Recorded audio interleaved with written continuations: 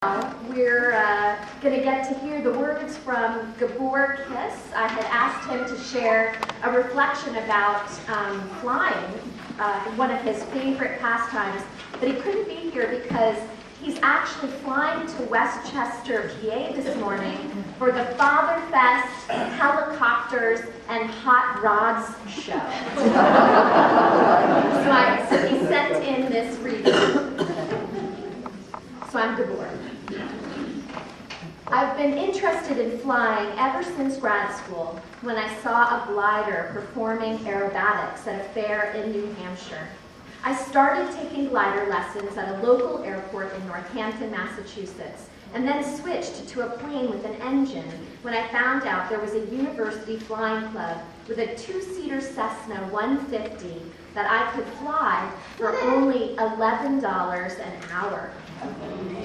Ironically, 35 years later, I am once again flying the same model, an old Cessna 150. It costs $60 an hour now, which is still a pretty good deal. Actually, he wrote, damn cheap. I recall my thesis advisor introducing me for my defense, saying that he thought I was more proud of getting my pilot's license than my doctorate. Actually, I think that's true. There are probably more people with doctorates than pilot's licenses, and it requires learning how to sort out the initially bewildering set of alien inputs and learning how to manage energy in 3 dimensions. In the end, though, it's only a bit harder than driving, and certainly a lot easier than learning to walk.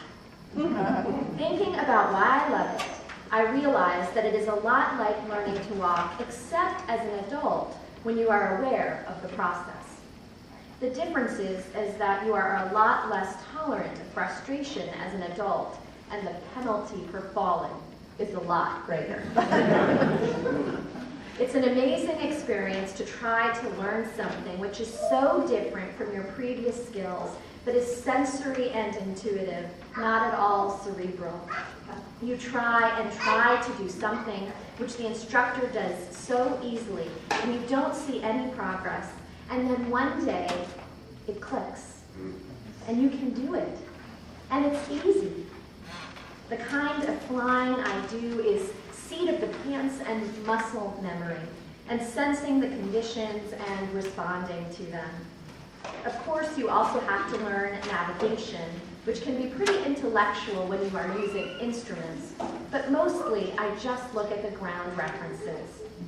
At a higher level of navigation, there is IFR, Instrument Flight Rules, which allows you to fly through the clouds and is very formalized and disciplined. But I don't do that. I tell people, sure, I'm an IFR pilot, only in my case it means I follow rivers.